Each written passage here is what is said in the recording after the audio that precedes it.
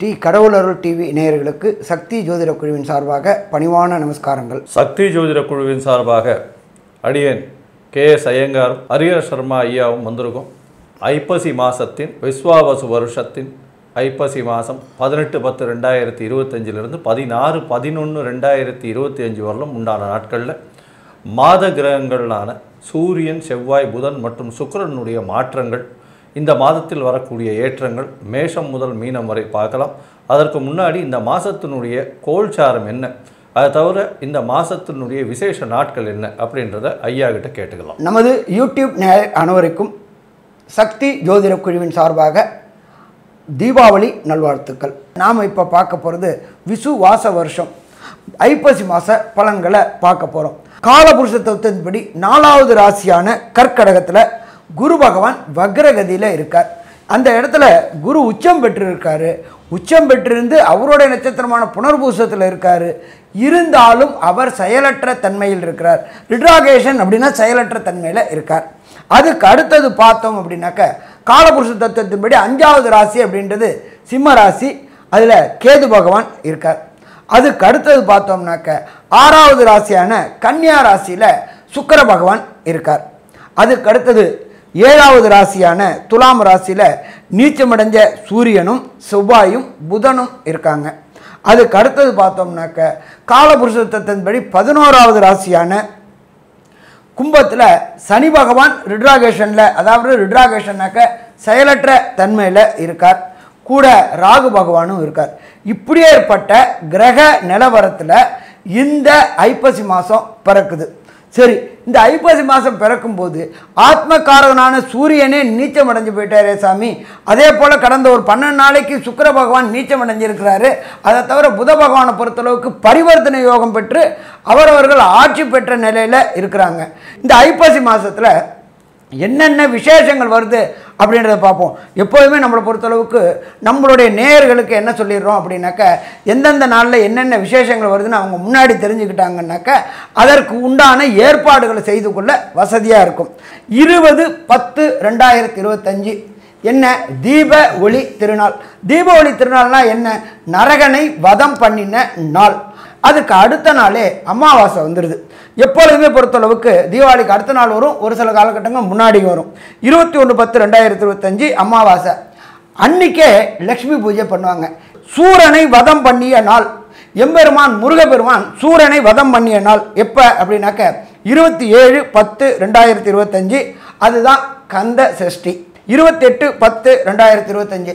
சாமி, நானும் கொடுத்த வாடகை வீட்டிலே இருக்கிறேன், நானும் ஒரு சொந்த இடம் வாங்கி வீடு கட்டுறதுக்கான யோகம் வருமா அப்படின்னு நினைக்கிறவங்களுக்கு இந்த ஐப்பசி மாதம் வாஸ்து நாள் வருது. என்னைக்கு வருது அப்படின்னாக்க 28-10-2025. அதுலேயும் பூஜை போடுறது உகந்த நேரம் அப்படின்றது கார்த்தால 6:55 8:25 பூஜை போட்டோம் அப்படின்னாக்க அந்த பில்டிங் எந்த விதமான தடங்கல்களும் அரசாங்கத்தினாலேயோ பேங்க் லோன்னாலேயோ இயற்கை சீற்றங்கள்னாலேயோ எந்த தடையும் தாமதமும் இல்லாமல் வாஸ்து பகவானை நாம் குளிர வச்சுட்டோம் அப்படின்னா அவர் நமக்கு அருள் புரியும் பொழுது எந்த விதமான தடங்களும் தாமதமும் இல்லாமல் வீடு எடுத்து கட்டி முடிக்கிறவர்களும் அந்த வாஸ்து பகவான் இருக்கார். அப்போ அந்த பரம பவித்திரமான நாள் 28-10-2025. அதுக்கு அடுத்தது பார்த்தோம் அப்படின்னாக்க 5-11-2025 அன்னாபிஷேகம். அந்த பௌர்ணமி பேர் ஐப்பசி பௌர்ணமி. ஐப்பசியில் பார்த்தோம் அப்படின்னாக்க சூரிய பகவான் இருக்கிறது துலாத்தில் இருப்பார், சந்திர பகவான் இருக்கிறது மேஷத்தில் இருப்பார். மேஷம் அப்படின்றது ரிஷபத்தில் சந்திரன் உச்சம் பெறக்கூடிய காலகட்டங்கள். அப்போ இந்த காலகட்டங்கள் அப்படின்றது பௌர்ணமி. இந்த ஐப்பசி பௌர்ணமி அவ்வளோ ஒரு விசேஷமானது. இப்படியே ஏற்பட்ட இவ்வளோ மிக சிறப்பான நாட்களோட இந்த ஐப்பசி மாதம் 18-10-2025 16-11-2025 வரையிலும் 29 நாள் கிட்டத்தட்ட இருக்குது. இதில் ஒவ்வொரு ராசிக்கும் என்னென்ன பலன்கள் தருவார்ன்றதை பார்ப்போமா? அன்பார்ந்த விருச்சிக ராசி அன்பர்களே, விசாகம் 4ஆம் பாதம், அனுஷம் 1, 2, 3, 4 பாதம், கேட்டை 1, 2, 3, 4 பாதம் கொண்டது விருச்சிக ராசி. இந்த விருச்சிக ராசியுடைய அதிபதி அப்படின்றது செவ்வாய். இந்த செவ்வாய் ராசிக்கு 12ல் இருக்கார். அவர் மட்டும் தனித்து இருக்காரா? இல்லை, நீச்சமடைஞ்ச சூரியனும் ஆட்சி பெற்ற சுக்கிரனும் இருக்காங்க. அதே போல் லாபஸ்தானமான 11ஆம் இடத்துல கன்னியில் ஆட்சி உச்சம் மூலத்திரிகோணம் பெற்ற புத பகவானும் இருக்கார். தொழில் ஸ்தானாதிபதியான 10ஆம் இடத்ததிபதியான சூரியன் 12ல் மறைஞ்சாலும் நீச்சமடைஞ்சாலும் நீச பங்கம் ஏற்பட்டிருக்கிறதுனால இந்த விருச்சிக ராசியை சேர்ந்த நண்பர்களுக்கு புதிய தொழில் முயற்சிகளில் வெற்றி பெறக்கூடிய வாய்ப்புகள் உண்டு. புதிய புதிய தொழில்கள், புதிய புதிய இன்னோவேஷன்கள் கண்டுபிடிக்கக்கூடிய வாய்ப்புகளும் உண்டு. அதே போல் இந்த விருச்சிக ராசியை சேர்ந்த நண்பர்களுக்கு புதிய ஸ்டார்ட் அப் நிறுவனங்கள் தொடங்கக்கூடிய வாய்ப்புகளும் உண்டு. அதன் மூலியமாக அபரிமிதமான லாபமும் கிடைக்கக்கூடிய வாய்ப்புகள் உண்டு. செவ்வாய் அப்படின்னாலே நிலத்துக்காரகன். அதே போல் களத்தில் முன்னணியில் நிற்கக்கூடிய இராணுவம் மற்றும் போலீஸ் தொடர்புடைய ஆளுமை மிக்க கிரகங்கள் அப்படின்றது. அதே போல் இந்த காலகட்டங்களில் பார்த்தாக்க இராணுவத்திற்கு தேவையான உபகரணங்கள் செய்து கொடுக்கறத நம்மளுடைய பாரத நாட்டில் தனியாருக்கு கொடுத்துருக்குறாங்க. அதே போல் உங்களுக்கு ஸ்டார்ட் அப் நிறுவனங்கள் தொடங்கி இராணுவத்திற்குண்டான உபகரணங்களை இந்த விருச்சிக ராசியை சேர்ந்த நண்பர்கள் செய்தாக்க அதுலேயும் வெற்றி கிடைக்கக்கூடிய வாய்ப்புகள் உண்டு. தொழில் மூலியமாக அதிகமான மூலதனமும் கிடைக்கக்கூடிய வாய்ப்புகள் உண்டு. அதே போல் வெற்றி கிடைக்கக்கூடிய வாய்ப்புகள் உண்டு. புதன் ஆட்சி உச்சம் மூலத்திரிகோணம் பெற்றிருக்கிறதுனால இந்த B Com, M Com, CA, ICWA professional படிக்கக்கூடிய குழந்தைகளுக்கு எழுதக்கூடிய இந்த எக்ஸாமில் எல்லாத்துலேயுமே வெற்றி கிடைக்கக்கூடிய வாய்ப்புகள் உண்டா? வெற்றி கிடைக்கக்கூடிய வாய்ப்புகள் உண்டு. கடந்த காலகட்டங்களில் ஒன்று கொடுத்தனத்தில் கஷ்டப்பட்டுட்டு இருந்த அன்பர்களுக்கு ஒரு வீடு வாங்கக்கூடிய அமைப்பு, ஒரு நிலம் வாங்கக்கூடிய அமைப்பும் உண்டு. இந்த மாதத்துலேயே பார்த்தோம்னாக்க வாஸ்து நாளும் வருது. 28/10/2025 அந்த வாஸ்து நாள் அன்னைக்கு காலையில் 6:55லேருந்து 8:25க்குள்ளார வாஸ்து பூஜை போட்டாச்சு அப்படின்னா எந்த தடையும் தாமதமும் இல்லாமல் நிலத்துக்கு அதிபதியான செவ்வாயோடைய ராசியாக கொண்டவங்களுக்கு வண்டி, வாகனம், வீடு அமையக்கூடிய வாய்ப்புகள் உண்டு. சரி, நம்ம எப்பொழுதுமே மாத பலன்கள் சொல்லக்கூடியது அப்படின்றது சூரியன், செவ்வாய், புதன், சுக்கிரன். இந்த புதனும் சுக்கிரனும் என்னென்ன நற்பலன்களை செய்வார் அப்படின்றத நம்மளோட அஸ்ட்ரோ கேஎஸ் ஐயங்காரவங்க சொல்லுவாங்க. ஐயா, அற்புதமாக சொன்னீங்க. அதாவது இந்த மாதம் விருச்சிக ராசிக்காரர்களுக்கு ஒரு பெரிய கொண்டாட்டமான மாதம். என்ன சார் இப்படி சொல்கிறீங்க? ஓடிப்போனவனுக்கு 9ல் குருன்னு சொல்லுவாங்க. இவ்வளவு நாளாக குரு பகவான் உங்களுடைய ராசிக்கு 2-5க்கு உண்டானவர் 8ஆம் இடத்துல மறைஞ்சிருந்தார். இப்போ அதிசாரமாகி நல்ல ஒரு ஏற்றத்தை கொடுக்கக்கூடிய காலமாக இருக்குது. உங்களுடைய ராசியே பார்க்குறார். அதனால் பார்த்தோம்னா உடல் நலத்தில் நல்ல ஒரு ஏற்றம் இருக்கும். சரி, ராசிநாதன் 12ஆம் இடத்துல இருந்தாலும் கவலைப்பட தேவையில்லை. புதிய கடன் வாங்க வேண்டிய காலகட்டமாக இருக்கும். அதை தவிர பார்த்தோம்னா சிறு சிறு செலவுகள் கொஞ்சம் அதிகமாக இருக்கக்கூடிய காலகட்டமாக இருக்கும்.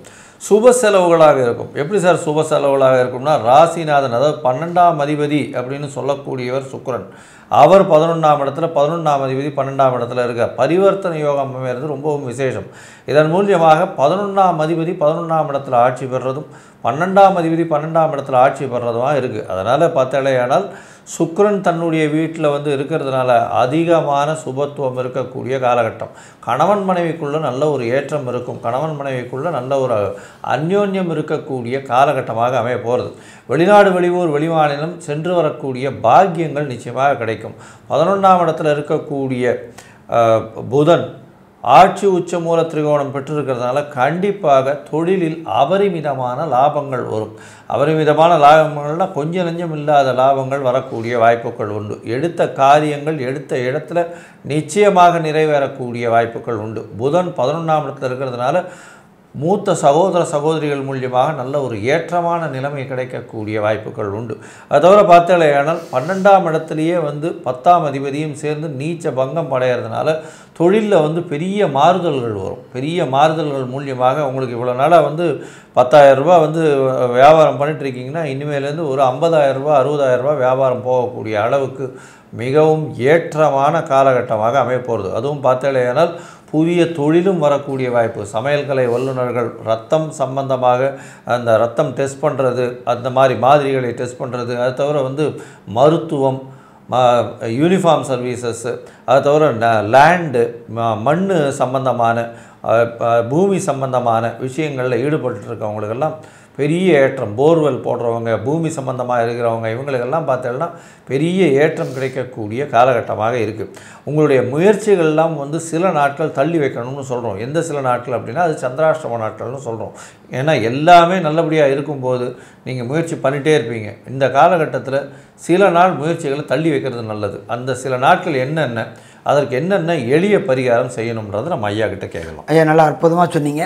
விருச்சிகம் அப்படின்னாலே சந்திராசிரம தினங்கள் அப்படின்னாக்க விருச்சிக ராசியிலேருந்து 8வது ராசி அப்படின்றது தான் சந்திராஷ்டம தினங்கள். அப்போ சந்திராஷ்டம தினங்கள் அப்படின்றது உங்களுக்கு வரக்கூடியது மிதுன ராசி.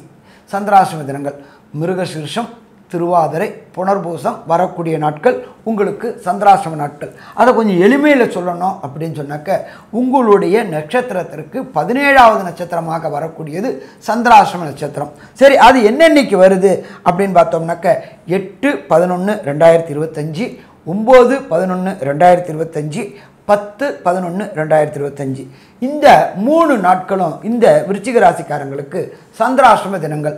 இந்த சந்திராஷ்டம தினங்களில் புதிய முயற்சிகள், வெளியூர், வெளிமாநிலம், வெளிநாடு போகக்கூடியதை தவிர்க்கணும். இது டிக்கெட் நான் போட்டேன் சாமி, வேறு ஏதாவது பண்ணலாமா அப்படின்னா ஒன்றும் பிரச்சனை கிடையாது.